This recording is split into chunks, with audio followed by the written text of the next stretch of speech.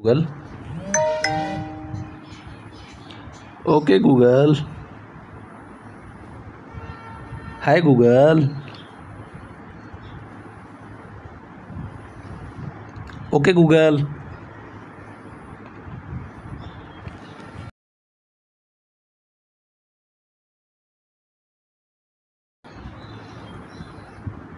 अरे भाई, मैं बिल्कुल सुन रहा हूँ। कई बार तकनीकी कारणों या सेटिंग की वजह से ओके गूगल काम नहीं करता। आप एक बार अपने फोन की गूगल असिस्टेंट सेटिंग्स में जाकर हे गूगल या वॉइस मैच को फिर से ऑन करके देख लें।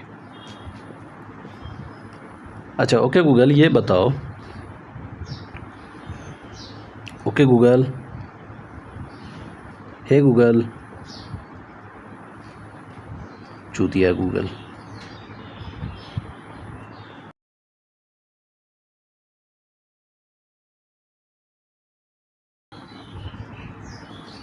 हाँ भाई, बताइए, क्या सहायता चाहिए? अच्छा, अनुच्छेद 3।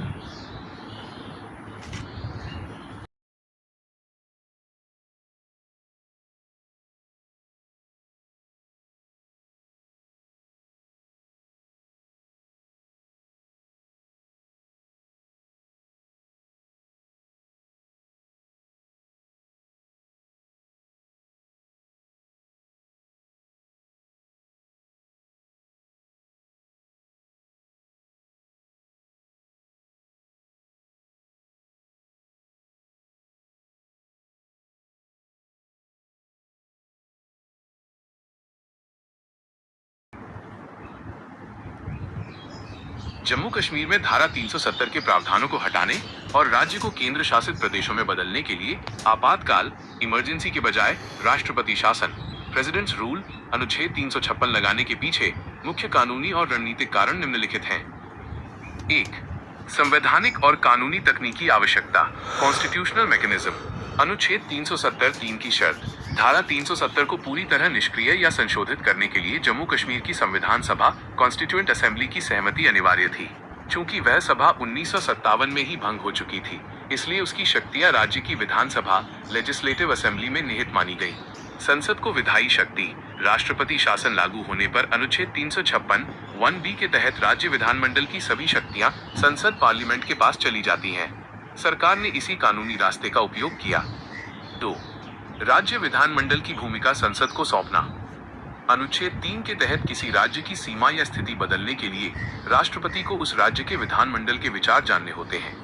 राष्ट्रपति शासन के दौरान चूंकि विधानसभा भंग थी, इसलिए संसद ने ही जम्मू कश्मीर विधानमंडल के रूप में कार्य किया। संसद ने खुद ही इस प्रस्ताव को मंजूरी दे दी, जिससे राज्य की असहमति का कानूनी गतिरोध खत्म हो गया। 3.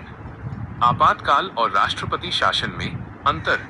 राष्ट्रीय आपातकाल अनुच्छेद 352 यह पूरे देश या किसी बड़े हिस्से में युद्ध, बाहरी आक्रमण या सशस्त्र विद्रोह के समय लगता है।